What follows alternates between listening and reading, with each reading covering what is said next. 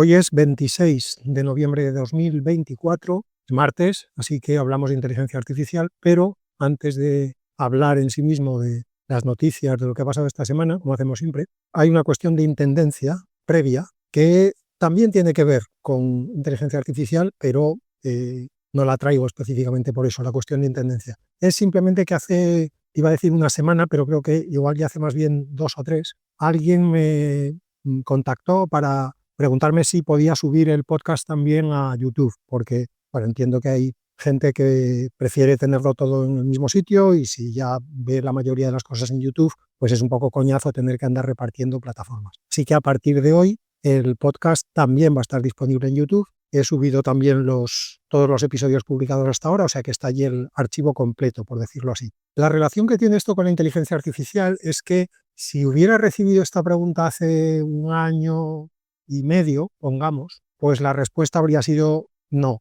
Lo siento, pero no voy a subir el podcast también a YouTube porque eso implica que tengo que mirar si YouTube tiene una API, tengo que mirar la documentación de la API, tengo que hacer un script, aunque sea quick and rough, pues en Python, en JavaScript o en C o en lo que sea, y no tengo ni tiempo ni ganas, sobre todo ganas, porque el objetivo de este podcast desde el principio era no complicarme la vida, era algo que yo ya hacía internamente, el hacer notas de voz para asegurarme de que iba entendiendo lo que cada semana leía sobre inteligencia artificial para fijarlo mejor en la cabeza. Hacer de eso un podcast era relativamente fácil y así es como empezó el podcast, pero si ya empezamos a complicarnos la vida, entonces la respuesta habría sido no. Pero hete aquí que han pasado muchas cosas en este año y medio, 2 años. Por eso digo que hace un año y medio, por redondear a este amable escuchante, le habría dicho que no, pero cuando leí la consulta pensé, esta es una buena ocasión para que ChatGPT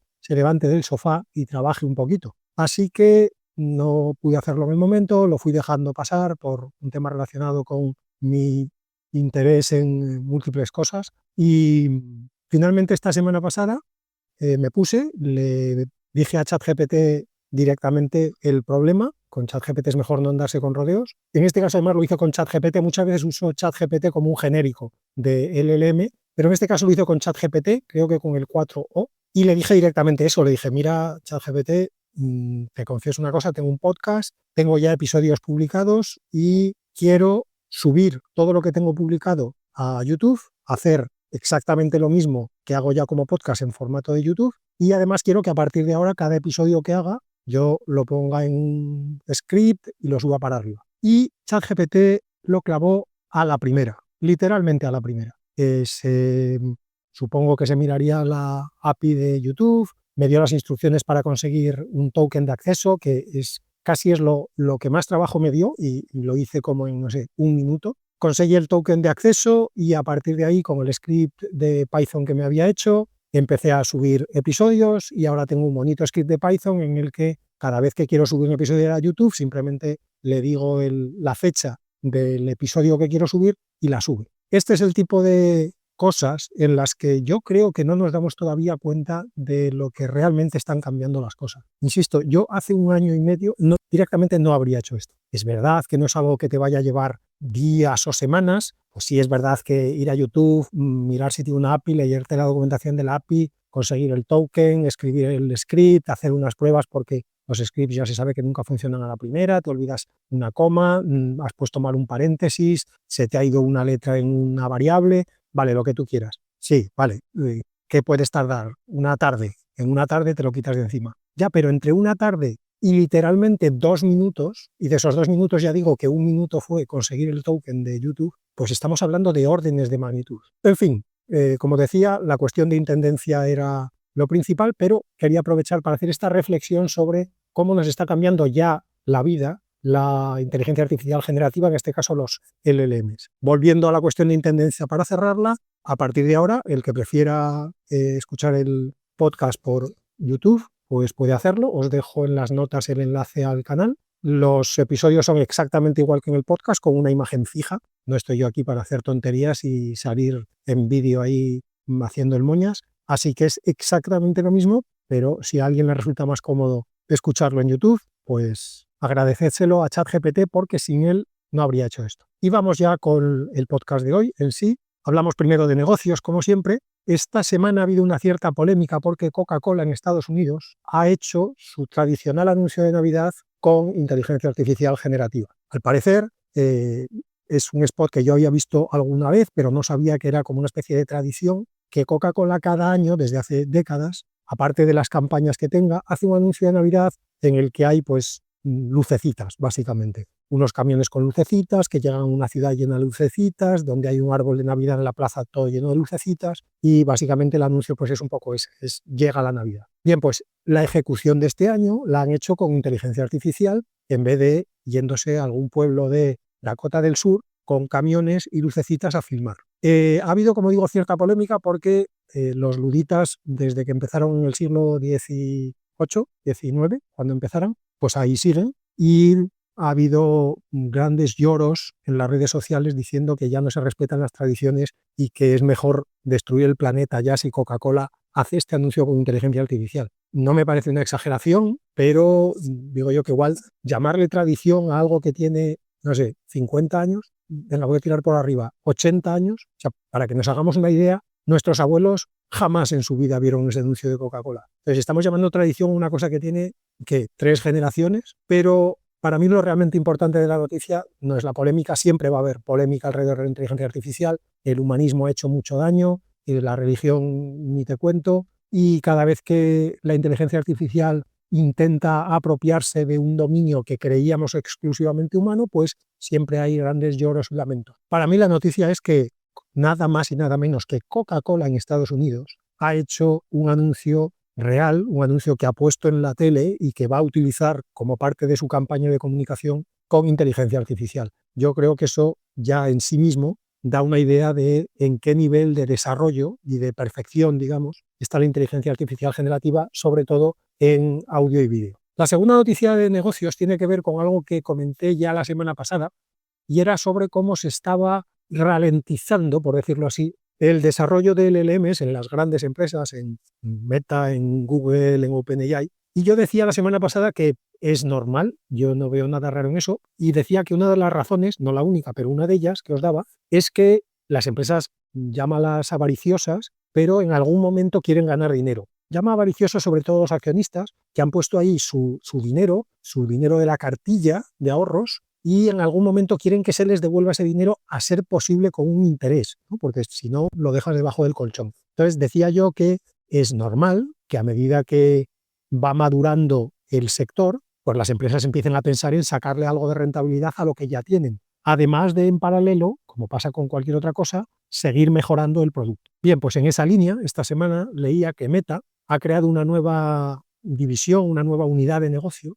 que va a dedicar a desarrollar herramientas de inteligencia artificial para negocios. Y para ello ha contratado a una tal Clara Shih escrito S-H-I-H, que ha sido en su día CEO de Salesforce, en concreto de la división de inteligencia artificial de Salesforce. El objetivo de esta unidad es bastante descriptivo el nombre que le han puesto, pero es básicamente pues lo que yo comentaba la semana pasada: coge los productos, coge los modelos que ya tenemos, querida Clara Shih, y empieza a pensar cómo podemos sacarle dinero a esos modelos ofreciéndoselos a las empresas para que hagan cosas concretas. Así que vamos a ver, obviamente va a necesitar un cierto tiempo, pero supongo que a lo largo de los próximos meses empezaremos a ver al menos pruebas, algunas ideas de cosas que Meta intentará venderle a las empresas. Recordemos que Meta tiene una gran ventaja de salida con respecto a otras como OpenAI o como Anthropic, y es que solamente con Facebook Meta ya tiene 200 millones de empresas a las que les vende sus productos. O sea que, porque se anuncian en Facebook, porque les vende, en fin, el tipo de publicidad que venda Facebook, que hace ya muchos años que dejó de interesarme.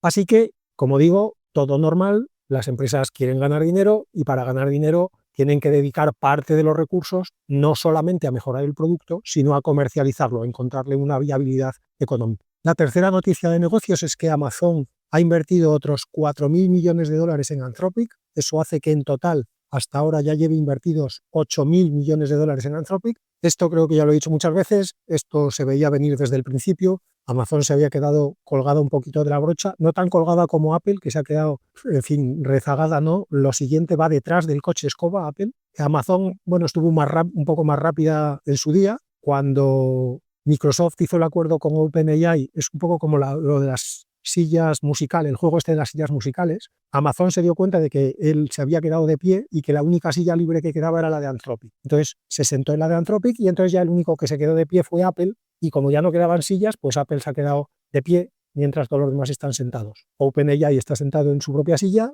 donde ha dejado de sentarse también a Microsoft. Amazon está sentado en la de Anthropic.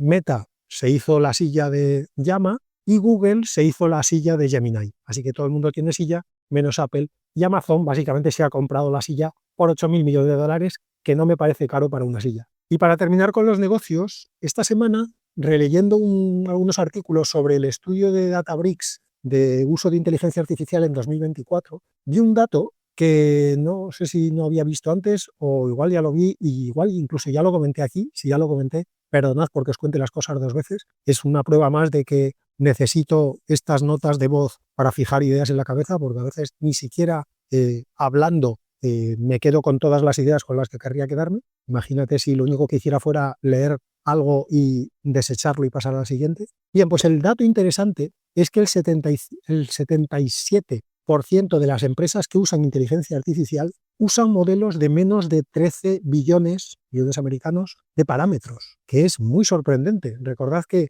estamos hablando de, así en general, los modelos suelen tener entre 2 y 7 los pequeños, digamos, si quieres, llegamos hasta 13 con los pequeños. Luego están los de alrededor de 70, que podrían ser los medios, y luego están los de cientos de billones de parámetros, que son los grandes. Pues que el 77% esté por debajo de los 13 billones, eso lo que quiere decir es que los grandes mastodontes, ChatGPT, Claude, el Gemini grande, todos estos tienen, pues suponiendo que del 77 al 100 también están los medios, pues ponte que los grandes puedan tener alrededor de un, ¿qué?, 15%, digamos, más o menos, entre un 10 y un 15%. A mí sinceramente me sorprendió mucho el dato. Yo pensaba que al comienzo de un nuevo mercado, un nuevo producto, casi siempre las empresas suelen amarrarse a la garantía, a las empresas que les transmiten cierta confianza. Y en este caso esas empresas pues son Google, Microsoft, incluso Amazon, aunque esté usando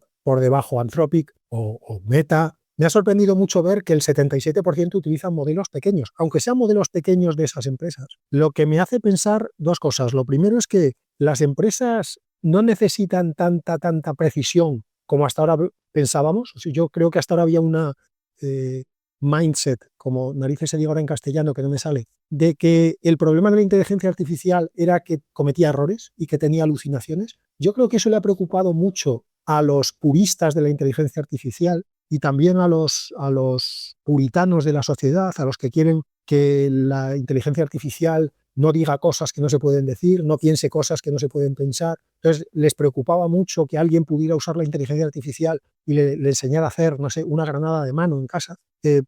Y lo que estamos viendo con este estudio es que a las empresas eso como que se la refanfinfla un poco más. Las empresas prima el coste y la eficiencia que no la eficacia. Entonces, yo creo que las empresas están viendo ya que esos modelos de menos de 13 billones les dan una fiabilidad razonable a un coste razonable. De hecho, si miraba la evolución, en solo 6 meses, el uso de los modelos más pequeños subió de un 38 a un 50. Es decir, esta es una tendencia que ya está alta, pero es que viene de crecer muy rápido en muy poco tiempo. Así que, como digo, dato por un lado sorprendente, por si te fías de lo que lees, por otro lado no tan sorprendente si te fías de lo que ves o de lo que has visto, en mi caso al menos, de cuáles son los criterios por los que tomas decisiones empresariales. Vamos con el desarrollo. Esta semana en el área, la sección fija de desarrollo de nuevos modelos y versiones, tengo bastantes. Me fastidia porque cada semana intento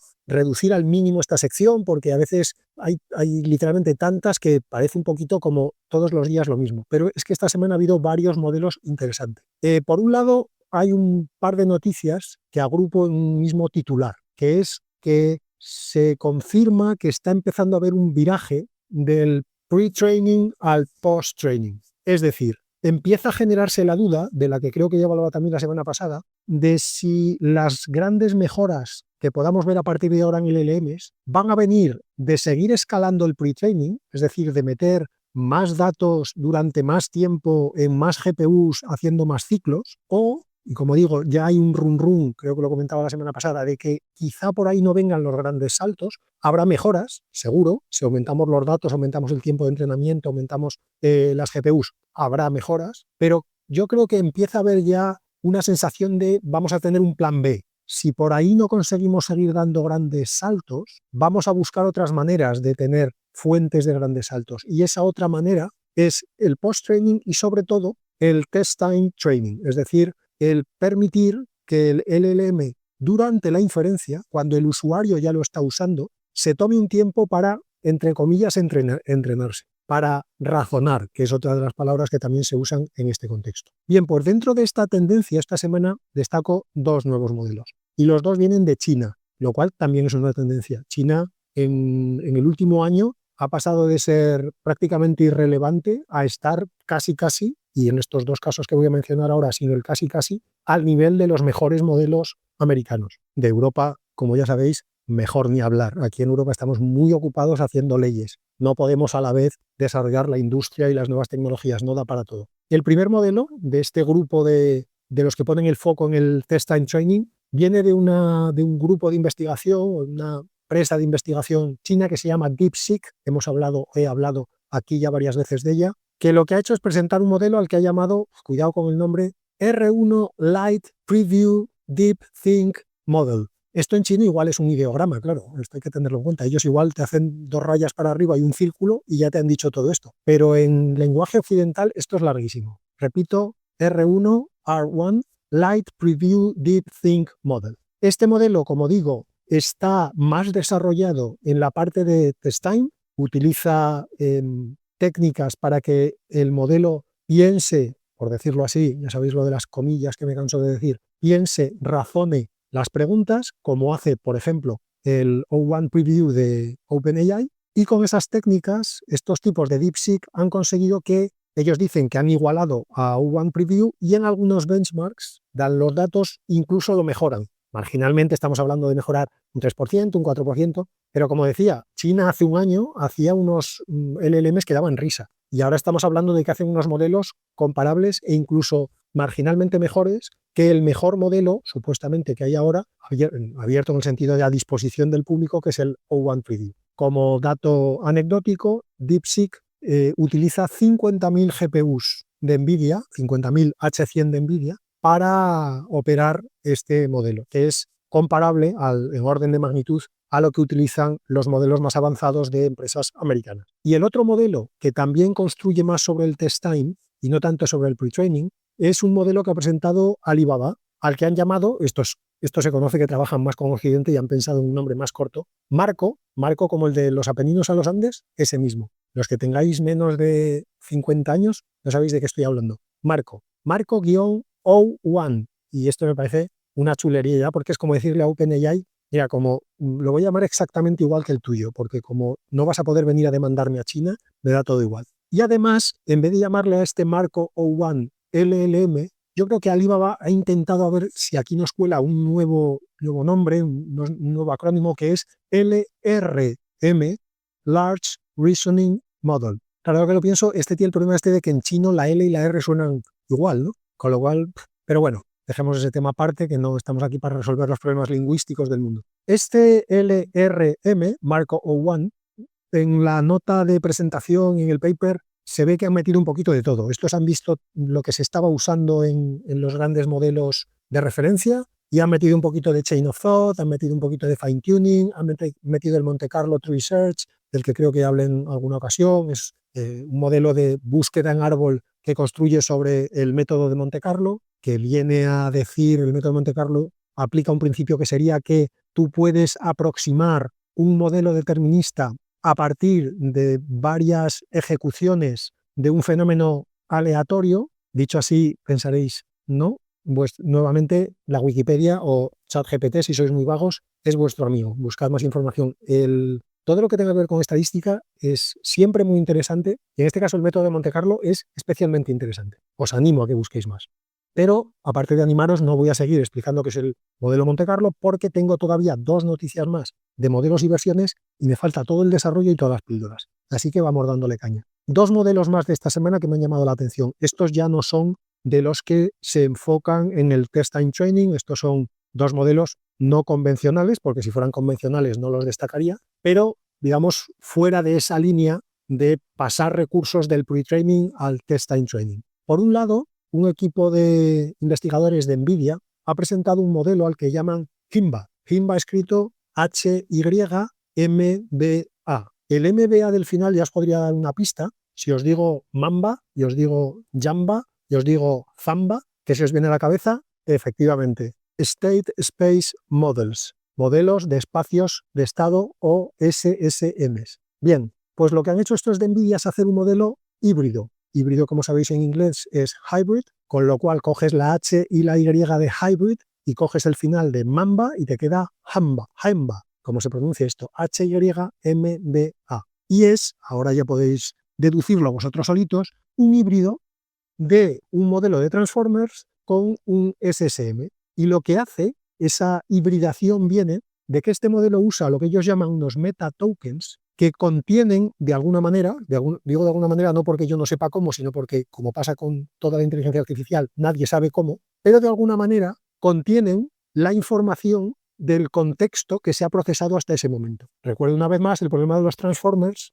del mecanismo de atención de los Transformers que tantas alegrías nos ha dado, pero que por otro lado tan costoso es que tú cada vez que vas a predecir un token tienes que prestar atención, recuerda el paper de Attention is all you need, tienes que prestar atención a todos los tokens que has procesado hasta ese momento. Y a medida que se va alargando el contexto, pues cada vez tienes que procesar más tokens para generar el siguiente. Entonces, aquí lo que hacen es hacer como una especie de ventana de atención deslizante. Tú siempre prestas atención al mismo número de tokens, no a todos, y a esa ventana de atención deslizante le añades unos metatokens que de alguna manera, insisto, de alguna manera que no sabemos cuál es, el modelo usa para contener todo el contexto que ya no está dentro de la ventana de contexto. El principio me parece muy interesante, muy limpio, muy simple. Según ellos, los resultados son muy buenos. Por ejemplo, el HIMBA de 1,5 billones de parámetros, según ellos, recordad lo de que lo dice el que lo vende,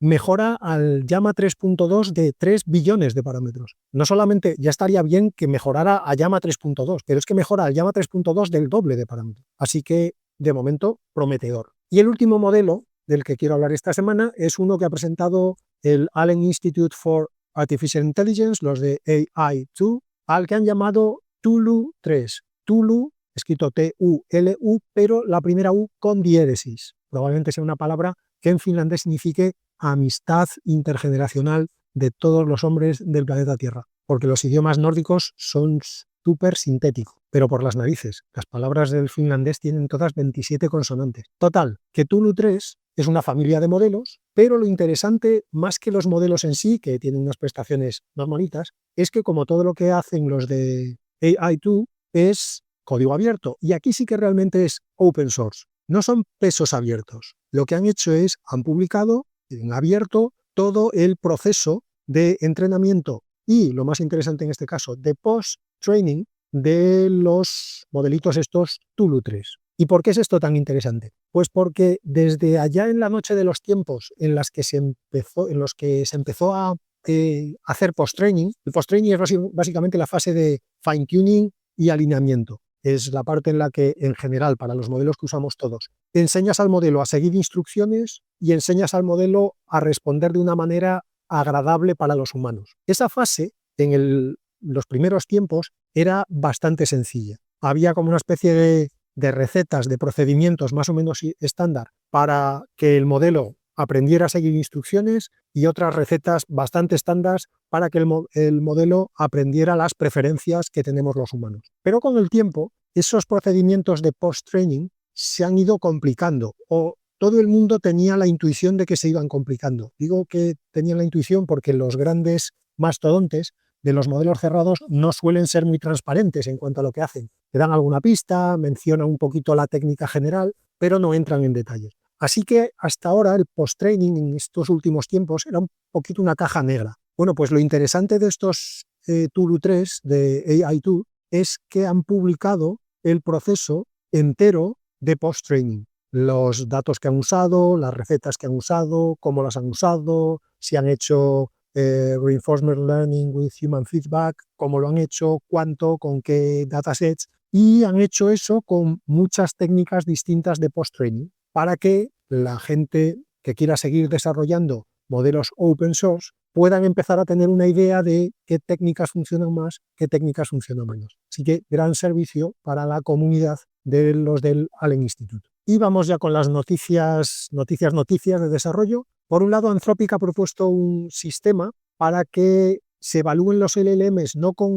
simplemente con una cifra. O sea, ahora, yo que sé, hay un LLM que lo sometes a un benchmark y te da de resultado 1714 y hay otro que te da de resultado 1229. Y tú dices, bueno, pues el de 1714 es mejor que el de 1229 y además es mejor, pues no sé, un 37% mejor. Lo que sea, no voy a hacer la proporción de cabeza. Bien, esto tiene el problema que siempre tienen las medidas exactas, las medidas puntuales. Y es que normalmente en la realidad, en el mundo físico, es muy difícil que un número, que una única medida, te dé una lectura fiable de un fenómeno. La realidad es fundamentalmente estadística, aunque para los humanos, por una cuestión de cómo funciona nuestro cerebro, que es un especialista en hacer regresiones lineales y patrones, a los humanos nos guste mucho justo lo contrario, que es que haya datos exactos, concretos e inamovibles. Pero la realidad no suele funcionar así. Entonces, lo que ha propuesto Anthropic es usar un sistema de medida de los LLMs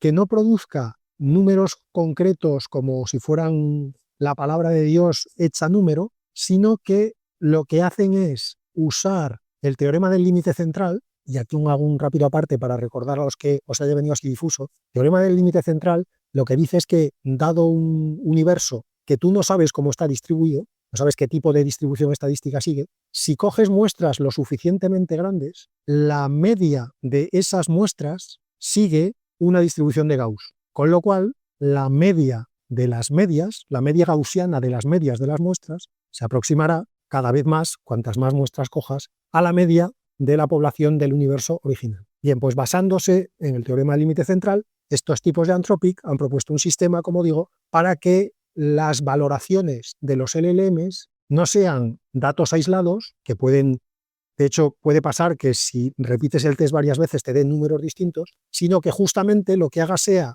asumiendo que te va a dar números distintos, tú lo que haces es muchos muestreos y aprovechándote del teorema del límite central, puedes aproximar la media del rendimiento del modelo a partir de las medias de las muestras que tomas. Interesante en sí mismo de Anthropic, pero interesante, como digo, porque responde a un principio más grande que siempre es importante tener en la cabeza, en inteligencia artificial, en finanzas, en marketing o en lo que sea, y es que la realidad suele ser estadística, no suele ser determinista y constante, para nuestra desgracia como seres humanos, porque nos haría la vida mucho más fácil lo segundo que lo primero. Siguiente noticia de desarrollo tiene que ver con la importancia de los datos para cualquier proceso de desarrollo de un LLM, los datos que se utilizan en el training. Esto es algo que ya se sabe desde siempre, no solamente con la inteligencia artificial generativa, sino con cualquier red neuronal, desde las más simples.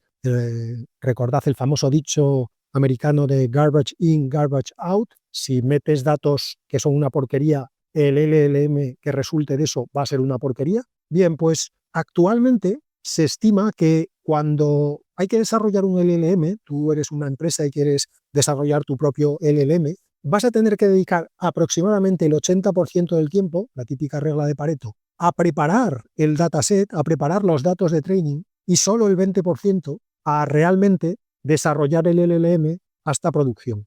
Esto que puede parecer como, que exagerado, ¿no? Sí que son importantes los datos de training, que le tienes que dedicar el 80% del tiempo a asegurarte de que los datos están bien, están normalizados, bien formateados, correctos, tal y cual. Bueno, pues esta semana, viendo un paper que se llama Beyond Neural Scaling Laws, más allá de las leyes de escala neuronales, estos tipos apuntan en el paper, con pruebas que han hecho ellos, que si tuviéramos los datos perfectamente curados, como dicen los americanos, curated, es decir, sin ningún tipo de error, desduplicados, quitando redundancias, quitando ruido, garantizando que son relevantes para la tarea que queremos que ejecute el LLM. Bueno, pues si tuviéramos datos perfectamente curados, solamente usando un 20 o un 30% del dataset original, conseguiríamos los mismos resultados que usando el 100% del dataset sin curar. Claro, esto tiene un gran impacto económico para empezar, porque eso quiere decir que podrías dedicar mucho menos tiempo al training, porque solo necesitarías entrenarlo con, por redondear, un 25% de los datos frente al 100% de los que estés usando ahora. Pero por otro lado, esto añade coste a la fase de limpieza del dataset, porque esta limpieza, así en primera aproximación, la hacen humanos y el coste del humano está por las nubes, salvo los que creen que los humanos de otros continentes son menos humanos que los de Europa y Estados Unidos, que hay bastantes de esos. Pero incluso tomando el coste del humano medio, el humano está muy caro. Y por eso, lo que se está empezando a utilizar cada vez más en la fase de preparación del dataset son procesos mixtos, en los que básicamente tienes 4 fases. Por un lado, haces una primera pasada muy general, utilizas un LLM simple, un LLM pequeño, para que haga una primera pasada rápida sobre todo el dataset y elimine, digamos, los fallos más gordos, que quite las cosas que están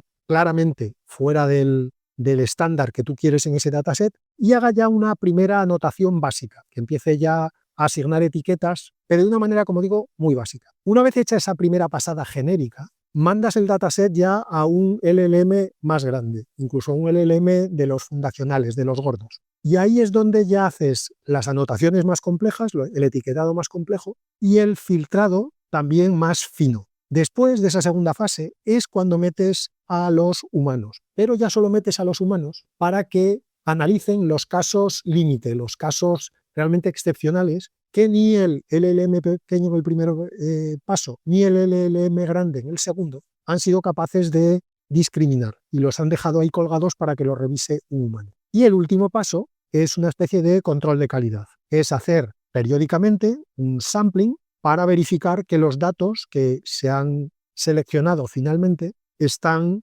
desduplicados, no son redundantes, no tienen ruido, son relevantes para la tarea, etc. Con esto consigues reducir el coste general del proceso de preparación del dataset sustancialmente y, como digo, si con este u otro proceso similar fuéramos capaces de mejorar la calidad de los datasets hasta el punto de que pudiéramos reducir a ese 20-30% la cantidad de datos necesarios para el training, pues esto también ayudaría mucho a desarrollar LLMs mucho más potentes con muchos menos recursos para su entrenamiento. Y para terminar el desarrollo, Anthropic, que ha salido un montón ahora que me doy cuenta en el episodio de hoy, ha introducido una cosa a la que han llamado Model Context Protocol, MCP, que es básicamente un protocolo de comunicación entre los LLMs y los sistemas, cualquier sistema de datos. Es básicamente enfocado obviamente al uso agéntico de los LLMs. Es un protocolo que pretende ser un protocolo estándar para que un LLM se pueda comunicar con cualquier fuente de datos para acceder a ella, recuperar información y usarla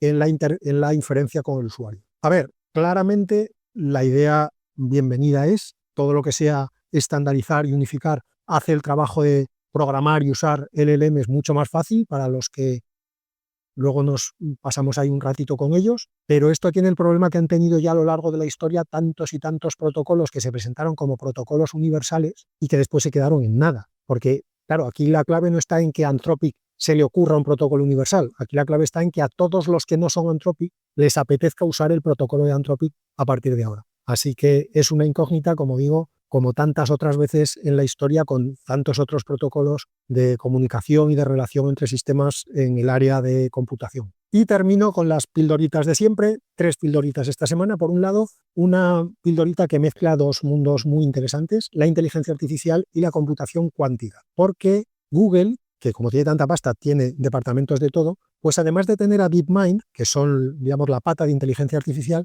tiene también un grupo que se llama Google Quantum AI. Bueno, pues entre los dos, DeepMind y Google Quantum AI, han presentado no exactamente un LLM, un sistema de Machine Learning al que han llamado Alpha Qubit, que puede identificar y corregir errores en los computadores cuánticos. Y esto amerita el que hagamos un pequeño paréntesis para explicar qué relevancia tiene esto y por qué lo traigo aquí. Sin entrar en grandes profundidades de la mecánica cuántica, que a mí me gusta mucho, pero que entiendo que no es el tema de este podcast, la mecánica cuántica consiste esencialmente en usar partículas digamos, de la escala donde la materia todavía tiene una naturaleza cuántica y por lo tanto tiene propiedades sin expresar, propiedades que conviven, en varios estados diferentes sin terminar de expresarse en uno de ellos en concreto. A esas partículas cuánticas en computación cuántica se les llama qubits, escrito Q de queso, U, D y T. Y la idea de la computación cuántica es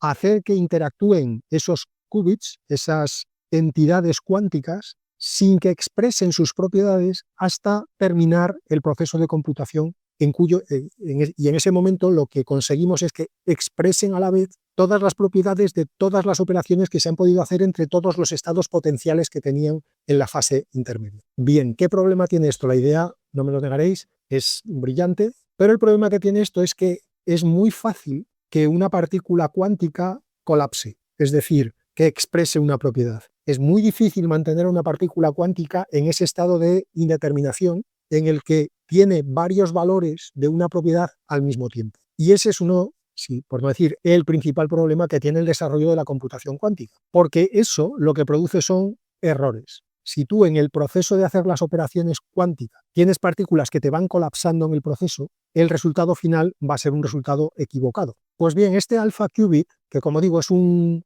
sistema de machine learning, es verdad que basado en transformers, pero no es exactamente un LLM, por lo que he podido deducir. Lo que hace justamente es entrenarse en detectar esos errores para poder corregirlos después en sistemas que funcionen en el mundo real. Esto es un paso conceptual muy interesante y sobre todo es una vez más una muestra de lo increíblemente potente que es la arquitectura de transformers para todo, pero siendo realistas estamos todavía muy lejos de tener una herramienta que reduzca el nivel de errores que a día de hoy todavía se producen en los sistemas cuánticos. Por lo que decían estos pollos de los de Google, los dos equipos que han presentado Alpha Qubit, actualmente cuando se hacen operaciones con qubits hay un porcentaje de errores de entre el 1 y el 10%. Para que estos ordenadores sean usables en situaciones reales, deberían tener un nivel de errores de aproximadamente 10 a la menos 10, más o menos. O sea que fijaros, pues estamos hablando de, tenemos que bajar 11 o 12 órdenes de magnitud. Este modelo, este Alpha Qubit, mejora, creo que era dependiendo del caso y de la aplicación, creo que estábamos hablando de entre un 6 y un 50%. En cualquier caso es poquísimo. O sea, incluso cogiendo un 50%, estaríamos hablando que nos bajaría el 1% de error a un 0,5% de error. Recordad que el objetivo es llegar a 10 a la menos 10. Pero, como digo, me ha parecido interesante traerlo, al menos como píldora. Primero porque me ha servido para repasar un poco el estado de la computación cuántica, que hacía ya unos meses, igual un año, que no le echaba un ojo. Y segundo porque, como digo, nos da una vez más una muestra de lo potente que es, primero, la arquitectura en sí de redes neuronales, los sistemas de machine learning que estamos usando, y dentro de ellos la arquitectura de transformers, que prácticamente en cualquier área donde los utilices te mejoran lo que estés usando en ese momento. La segunda píldora tiene que ver con el uso de inteligencia artificial en medicina. Hablo a veces aquí de nuevas herramientas, nuevos modelos que se pueden utilizar para desarrollar medicinas, para mejorar el diagnóstico, pero es verdad que nunca, y tenía yo mucha curiosidad por encontraba casos en los que se hablara de un uso ya real. O sea, me sonaba estas típicas noticias como cuando te dicen un estudio de la universidad de no sé dónde ha hecho un avance muy prometedor para la cura del cáncer de duodeno y hasta que ves que eso llega, pasa los ensayos, se empieza a emplear y tal, en fin, te has muerto tú y 2 generaciones. Bueno, pues me ha gustado esta noticia que traigo como píldora porque es justamente un caso real que ya se está haciendo de uso de inteligencia artificial para desarrollar medicamentos. En este caso, el medicamento, como está en fase de pruebas clínicas, todavía no tiene un nombre comercial, se llama SM001-055, es una medicina para tratar la fibrosis pulmonar idiopática. Bajo este nombre, que parece como una cosa que la medicina conoce muy bien, pues básicamente fibrosis significa algo relacionado con las fibras, idiopático en griego significa que no depende de un factor externo, o sea que es propio del sistema en sí. O sea que básicamente si te dicen que tienes fibrosis pulmonar idiopática, lo que te está diciendo el médico en griego es que le pasa algo a las fibras de tus pulmones que es intrínseco a ti mismo, que no tiene que ver con factores externos. Así que, como ves, no te dice nada. Pero bueno, este medicamento, como digo, el SM001-055, se está usando en pruebas clínicas para tratar la fibrosis pulmonar idiopática.